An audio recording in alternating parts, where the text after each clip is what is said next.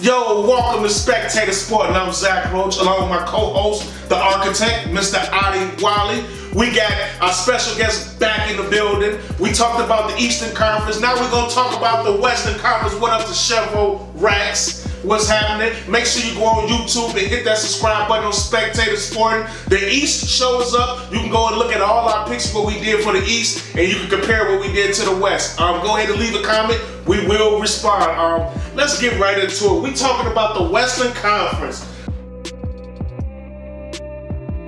The Lakers got Anthony Davis, and that was pretty much the West. Pretty much. But it was a lot of other additions. Kawhi. The Clippers had high expectations, but got knocked out early by the Denver Nuggets after being up 3-1. It's a lot of changes been happening in the West. So I'm going to start with you, Chevro. Which team do you find the most interested now in the West? The West was very hard to judge. It was a lot of different teams, and it wasn't so much they made a lot of moves, but it was more or less that it was just the West is so deep and talented. So the team that was most interesting to me, I didn't look for a team that I thought would win a championship. I looked more for a team that I thought will progress this year, and that team for me is going to be the Memphis Grizzlies. Looking at the Memphis Grizzlies, they were in the play-in tournament. They were eliminated in the bubble last year. It looks like when the season finished, they ended up being the 9th seed, so just missing the playoffs. The rookie of the year, Ja Morant, is coming back. He's a spectacular player. Got to see him live last year at the rookie All-Star game.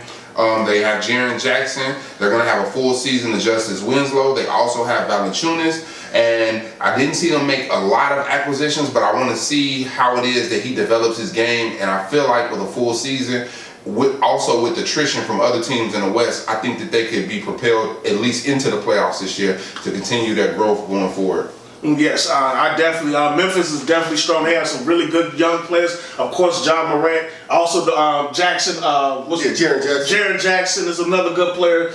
Dillon is another good player. So they have a lot of talent over there. They got a lot of potential. What's your most interesting team in the West, Adi? Well, I'm going with the Utah Jazz. You know what I'm saying? They had an extremely wild finish to their season last year. Game 7 versus the Denver Nuggets. Utah was getting blown out in the second quarter by 19 points, but the Utah Jazz had came back. They was down 2 points with 17 seconds to go in the game. Donovan Mitchell with the ball. He drove to the paint and had it plucked away by Gary Harris to steal to Jamal Murray. Jamal Murray on the fast break. He passed it to Torrey Craig, who jagged the layup. Rebound, Rudy Gobert, Donovan Mitchell back there cherry picking, but Rudy passes it to Mike Conley, drills to the three-point line, shoots it and misses it in and out. Wild finish to their season, man. And they played the playoffs without Bojan Bogdanovic. He's their second leading scorer from last season. He was 12th in the NBA in three-point percentage, 41% from downtown. The Utah Jazz was the best three-point shooting team in the NBA last season, and they got a couple of big guys to bang in the paint. They brought back Derek Favors. He was with the Pelicans last season. He's back. They also, in the first round, they drafted Azubuike, the Kansas Jayhawk, the Big 12 Player of the Year. And the Utah Jazz haven't made it to the Western Conference Finals since 2007 when they had Darren Williams and Carlos Boozer. That was a good team. I want to see if they can end the drought this year. I'll be looking at the Utah Jazz. The Utah Jazz definitely well-coached team. Quinn Snyder does a good job with that team. Donovan Mitchell and Jamal Murray have one of the best duels in playoff history. They was going at each other 50 points. It was fantastic. So we'll see what the Jazz can do. The team I'm looking at, the Phoenix Suns. I'm definitely looking at them now. Devin Booker's been with Houston for a while. He's a perimeter, he's a scoring machine. Now he's got the point guard that he's always needed. He got Chris Paul on there to help lead them, and DeAndre Ayton, the big man, and they got some solid pieces around him. I think the Phoenix Suns, who finished the bubble 8-0, they won their last 8 games, so they killed in the bubble.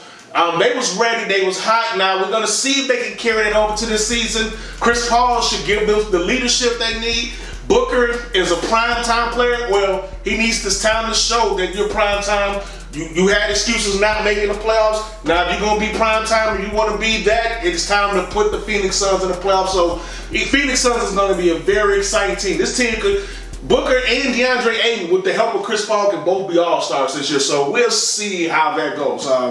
But I am liking what I'm seeing out the Phoenix Suns. Which player, Adi, will you be focusing on? Individual player that you're looking at in the West? Like, what's going on? Well, you know what? I'm going with the 2018 #1 overall pick, DeAndre Ayton. Okay. Piggybacking on what you just got to talking about with the Phoenix Suns. I'm looking at that guy. You know, last year he was suspended for 25 games for testing positive for taking some diuretic. All right, and also he missed some games because of a ankle injury. But he did average 18 points, 11 rebounds, 1 block a game, and he has a variety of moves in the post. He has a nice touch on the jump shot, but now he's got to show the big boys in the West. He's got to show them guys like Rudy Gobert, Karl Anthony Towns, the Joker, maybe not Anthony Davis. He might not be ready for AD, but he got to show those guys that he's ready to get grimy in the paint. He's got to show that he's a force down there, down low with the Phoenix Suns, try to propel them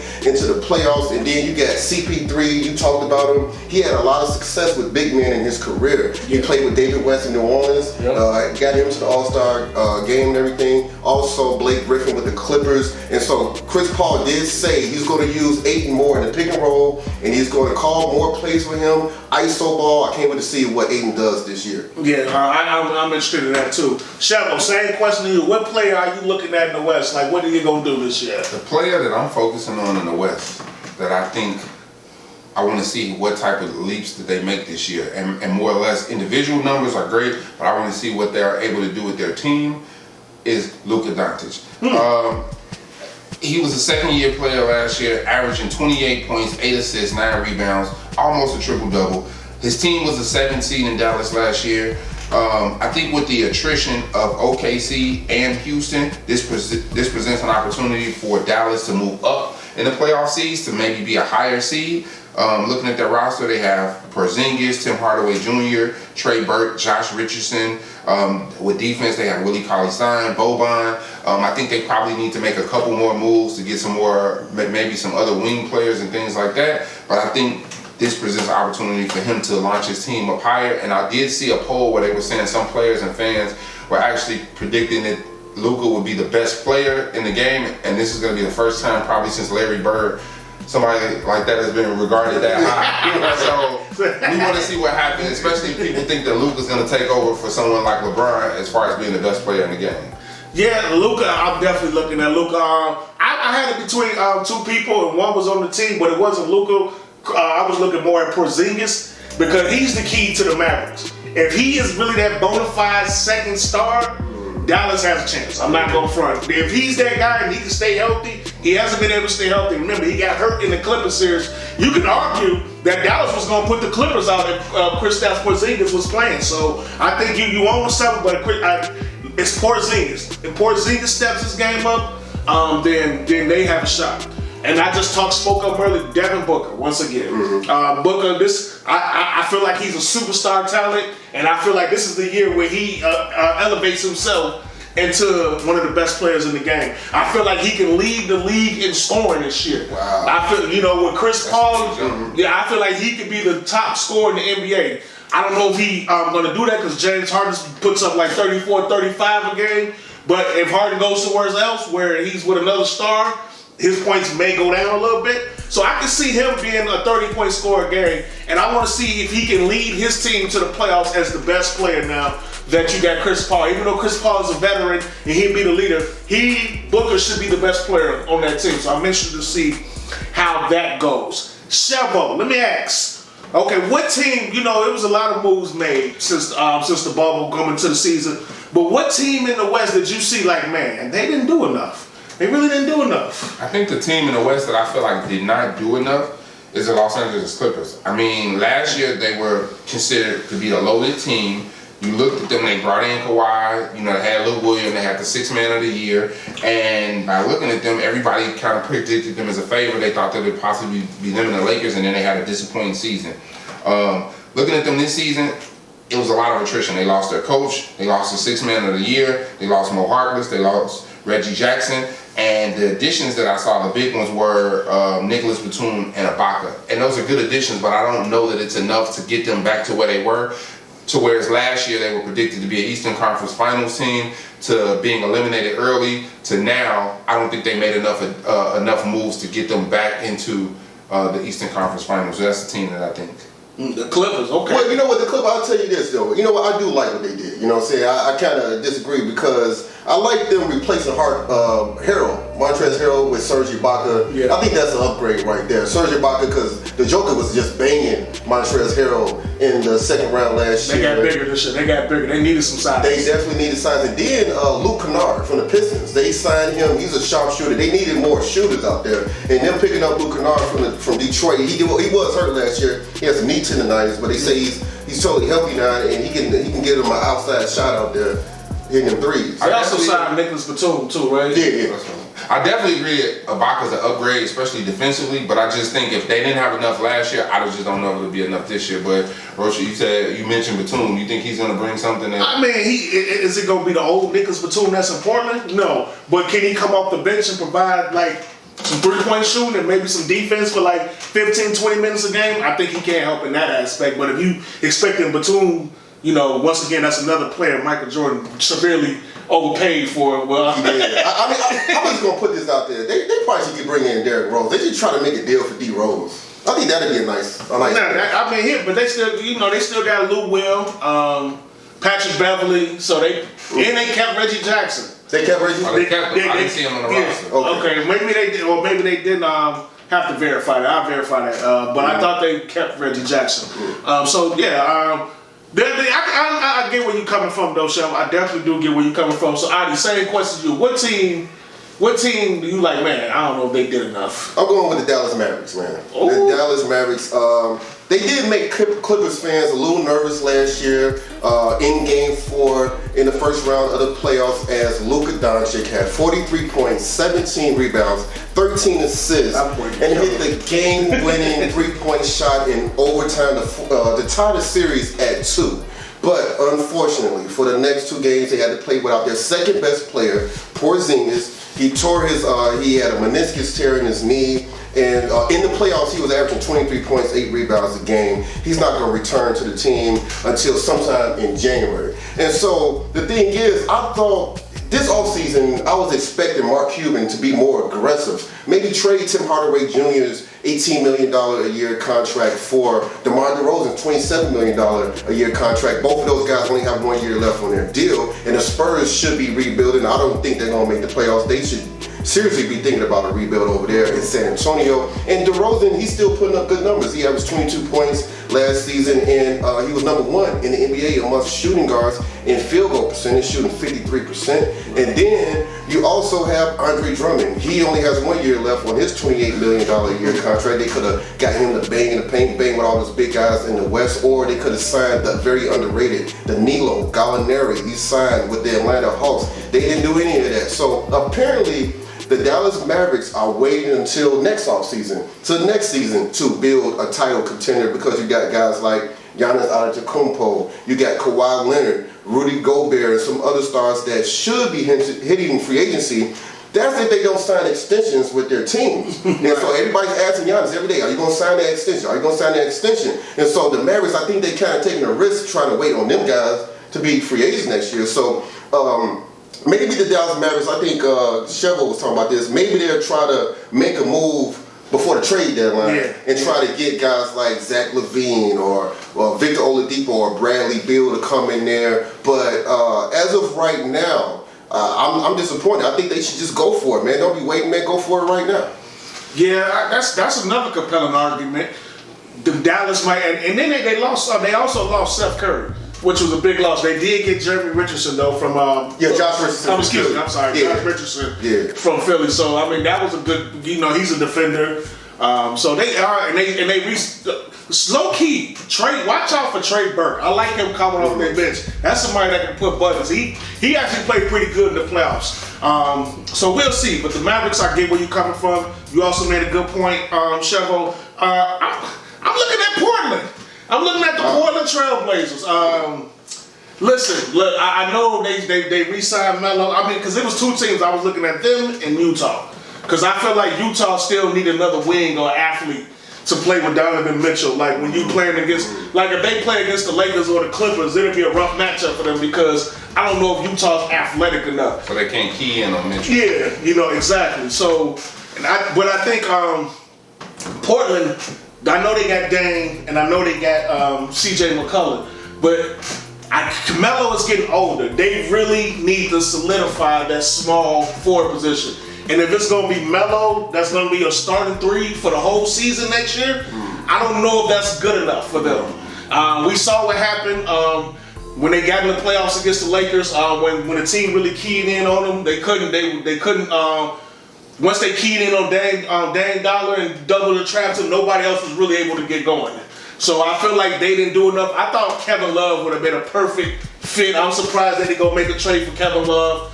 Hassan Whiteside is gone. I know they got Nurkic back. I mean, they got Cantor. They got Enes Cantor. Yeah, Enes Cantor. But that's give or take. I don't know if Kevin Love would fit. Really. Yeah, Kevin Love. That's what they need. Somebody who can do both: post up, score from the outside, rebound. He could be a legitimate third scorer for them. So I feel like with the other teams getting better, like we mentioned, like Phoenix, you mentioned Memphis. Not to mention the Pelicans are going to get better and better. They got Steven Adams. Yeah, they got Steven Adams. Zion is going in his second year. Brandon Ingram just re-signed. They got his long-term extension. Mm-hmm. So those players are coming. But don't forget, the Portland Trailblazers, they did picked up Robert Covington. They picked him up. He's going to start a small forward for the Blazers. Yeah, but he's a nice shooter. He can play solid defense. But I think they need somebody who can score consistently from the 3. Because when the games get tight, when they trapped in Dame Lillard like the Lakers did, nobody else was able to get going. So I know C.J. McCollum sometimes can get going, but they need another guy where you can't just all out blitz Dame Lillard. Yeah. And they need another guy. All right, you gonna do that? I'm gonna get him the rock and let him go. So I think Portland is still missing that. Don't forget. Oh yeah, go ahead. They can get a whole year of a healthy Dame because Dame did injure his finger again in the playoffs. He did, but we'll see. I mean, don't get me wrong. The West is so tight. It's so competitive. Yeah. Like not making one move could be the difference in your team not making the playoffs. So now we're going to talk about who's going to make the playoffs in the Western Conference. But before we talk about that, Adi, tell us about this new playoff thing that the NBA is doing now. Yeah, it's the play-in tournament, all right? So we get the play-in tournament. And so the top 6 seeds in the Western Conference don't have to worry about the play-in tournament because they automatically in the playoffs. And so the tournament involves the 7th, 8th, 9th, and 10th seed. The 7th seed will play the 8th seed. The winner of that game becomes the 7th seed. And the loser of that game plays a winner between the 9th and the 10th seed. And the winner of that game becomes the 8th seed. That is the play-in tournament. Oh, that's going to be wild in the West. That's going to be crazy in the Western Conference. Think about last year. It was wild because the Phoenix Suns went 8-0 and still didn't get in. Yeah, exactly. So that's going to be crazy. So, Adi, we're going to go ahead. Give us your 8 teams that's going to make the playoffs in the West. All right, well, in the West, number 1 seed, I'm going with the Los Angeles Clippers. Yes. I like the Serge Ibaka move. I like them replacing Montrezl Harrell with Serge Ibaka. I like Luke Kennard, the shooter. And so, number 2, I got the Los Angeles Lakers. Number 3, I'm going with the Denver Nuggets. Number 4, I'm going with the Golden State Warriors. At the number 5 seed, the Dallas Mavericks. And at the number 6 seed, I'm going with the Utah Jazz. So those guys don't have to worry about the play-in tournament. At the number 7 seed, I got the team that Roach thinks is going to fall off, the Portland Trailblazers. Portland Trailblazers are going to be the 7th seed. And at the number 8 seed, I was going back and forth, trying to figure it out. Is it going to be the New Orleans Pelicans or the Phoenix Suns? And I'm going with Devin Booker and the Phoenix Suns to get that number 8 seed. I got you. Wait, so did you say Jazz? Yeah, number 6. Jazz number 6. Yeah. Okay. Yeah. Okay. All right. So, what do you think about that, little Chavo? You agree? Disagree with him? What you got? The shocker is the Clippers at number 1. I would not have imagined that you would have took that. I definitely had knocked the Clippers down a few pegs on mine.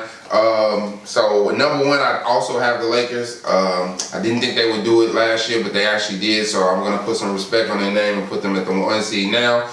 Denver impressed me last year. I think Denver could make some strides with more playing time for Michael Porter Jr. and Bo. I have them at the number 2 seed. The Clippers, I dropped them down to the number 3. I apologize. I have Golden State coming back at the number 3 seed. I think that even though Klay Thompson's injury is going to impact them, when I made that decision, I was thinking that he would be there, but they made moves. They got Kelly Oubre.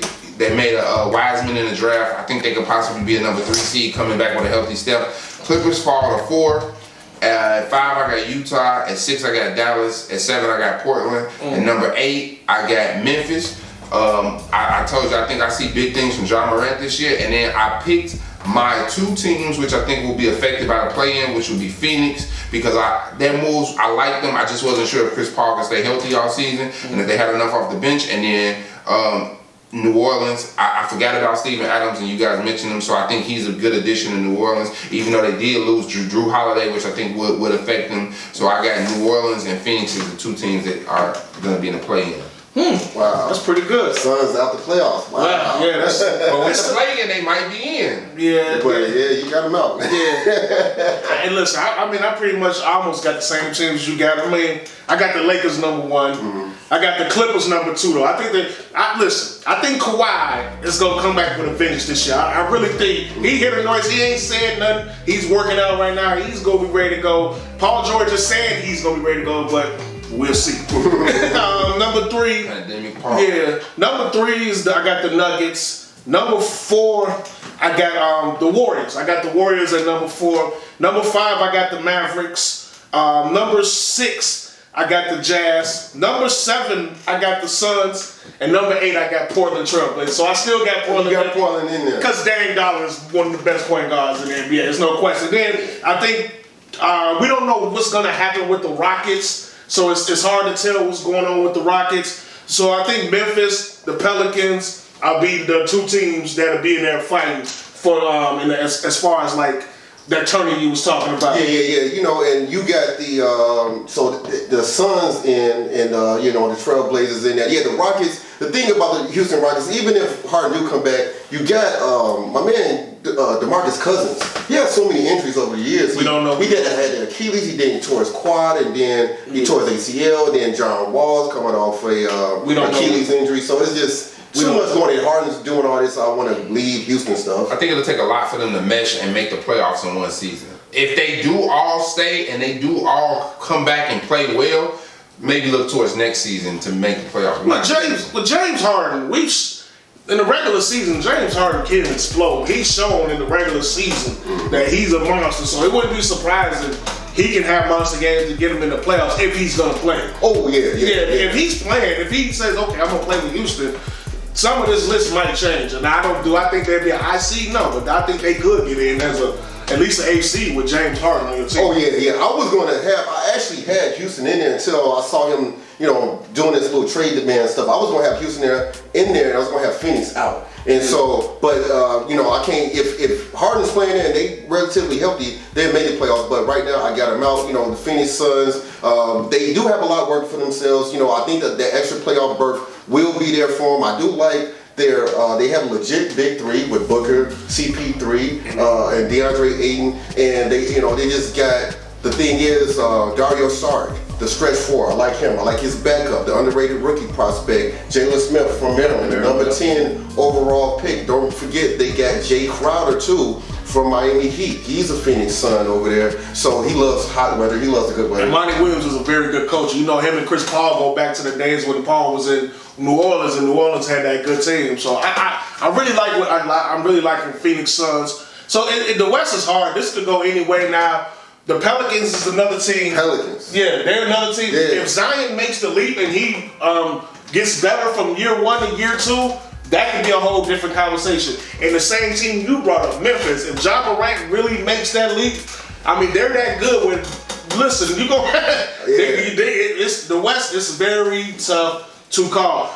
The Lakers, the Western Conference champions, I think they got better offensively with Dennis Schroeder and Montrezl Harrell. Yeah. I know they got Marc Gasol. He's a good defensive player, but he's getting older now. Yeah. He wasn't the same last year in Toronto, but we'll see. We'll see. With the Lakers and LeBron, people play different. When they play with LeBron, they get it back all of a sudden. They get it back. I mean, you know, in the you mentioned the Pelicans. I mean, they got a really good starting lineup. Yeah. Steven Adams, Zion Williamson, Brandon Ingram, J.J. Redick, Alonzo Ball. I really like it. And the Phoenix Suns got some things working against them. They have the second longest playoff drought in the NBA, active playoff drought in the league right now. 10 years, and the 5th longest playoff drought in NBA history going on. But I think they break it this year. I think they break it too. So let's talk about it, Sheva. So let me get your picks. Who is going to the Western Conference Finals, and who is going to win the Western Conference Finals? I'm surprised you all are so high on the Clippers, but I did not have them in. They disappointed me last year. They were my pick for last year,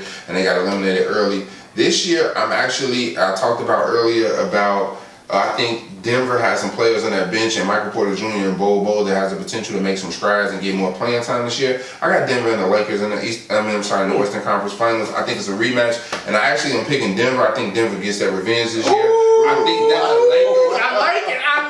I think that the Lakers have gotten smaller, losing both of their centers, and now bringing in Montrezl Harrell, who you guys spoke about, who got exposed early in the playoffs. That's a good point. I think that the Lakers lost Rondo's leadership, and I think that those young players on Denver who are going to make those strides. If Jamal Murray's still putting up 50-point games, and you still got the Joker playing well, which I think he exploited Harrell on the Clippers, he's going to exploit him on the Lakers.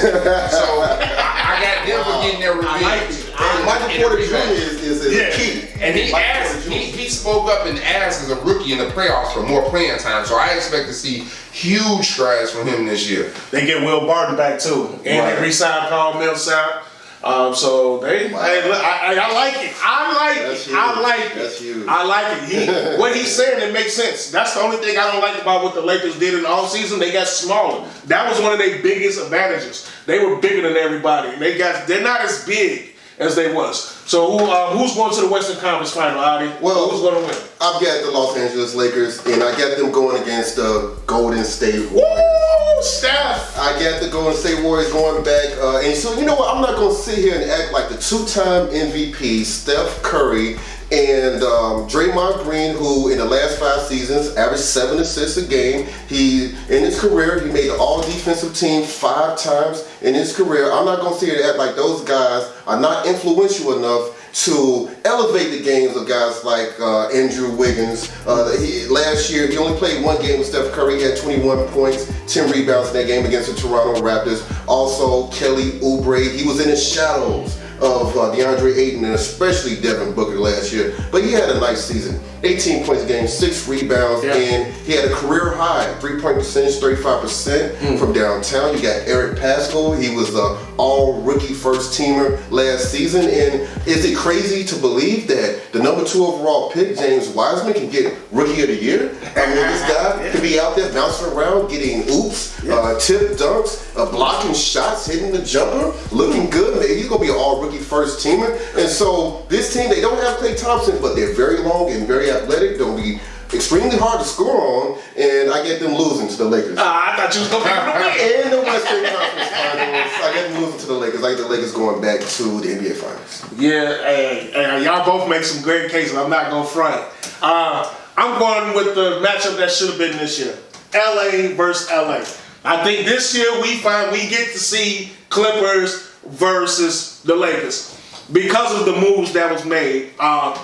For the Clippers, I love the Serge Ibaka move. That was huge because not only is Serge Ibaka going to help him on defense, he can also pop out and shoot threes, hit jump shots, and he can move his feet on pick and roll, and he can block shots. I feel like that's just going to help them out a lot. I think second year around, them getting to know each other, them know, okay, Kawhi, I think they make the adjustments on how to play with each other.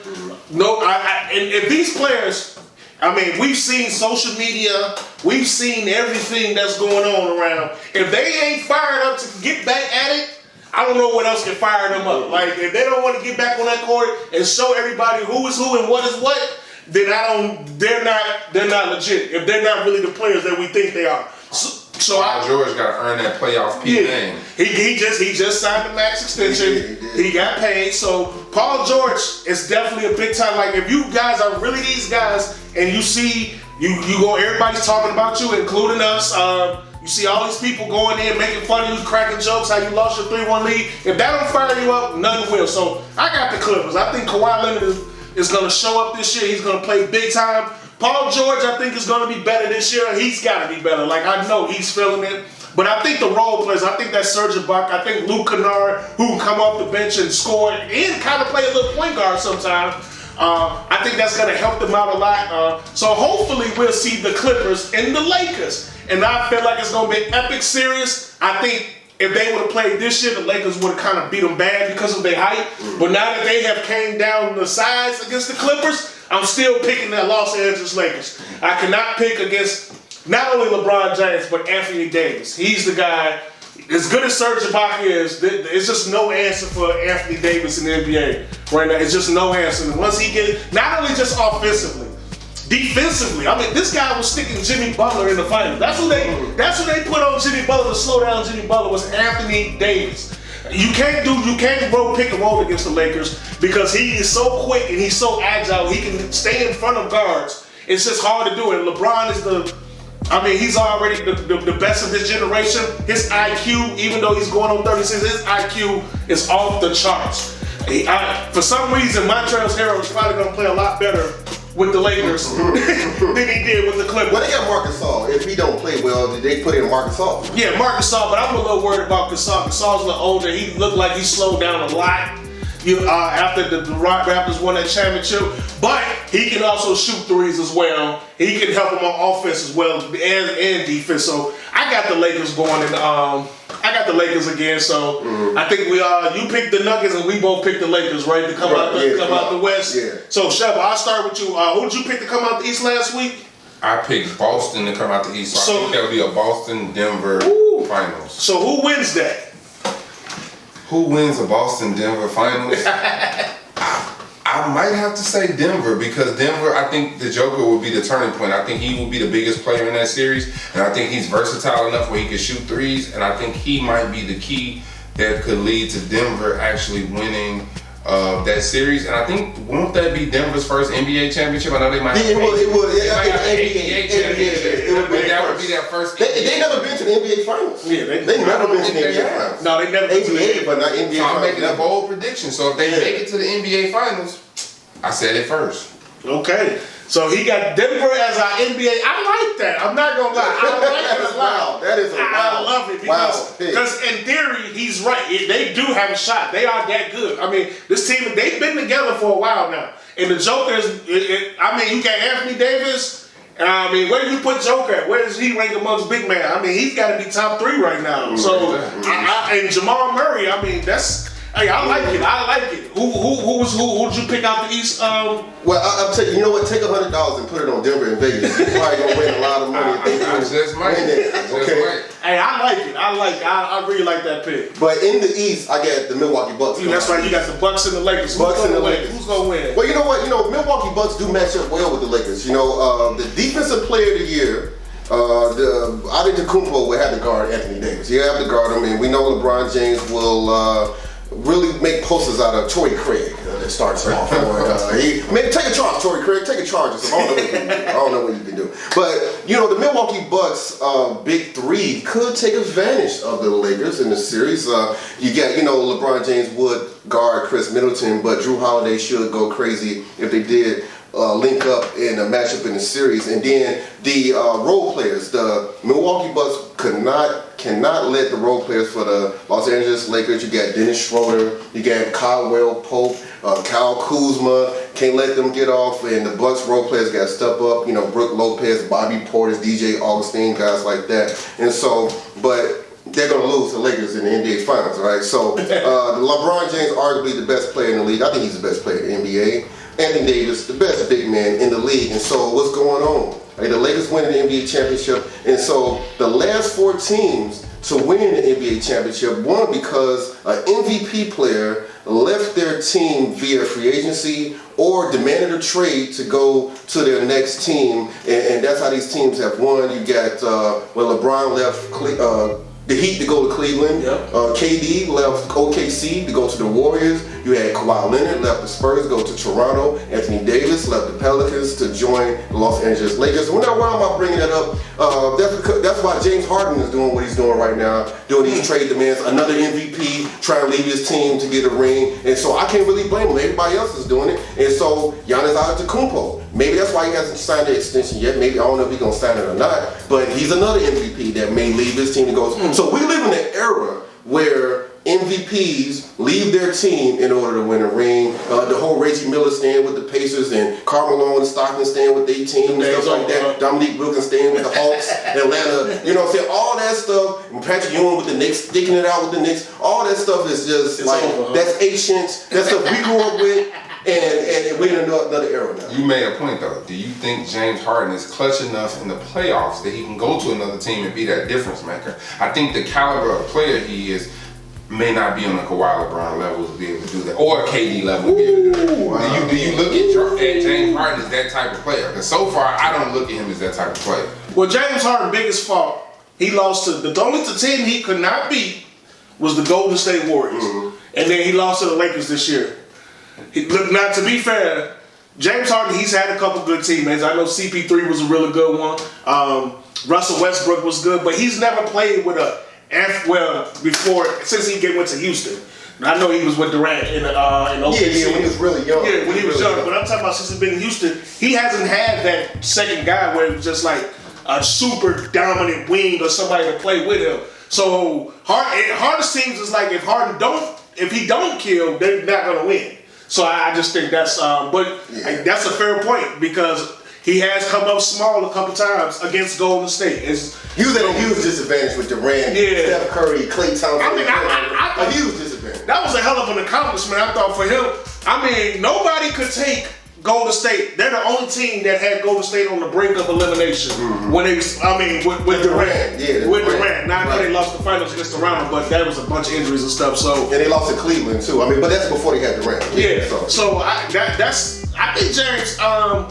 But you make a fair point because it has been some games where they really needed him to go off.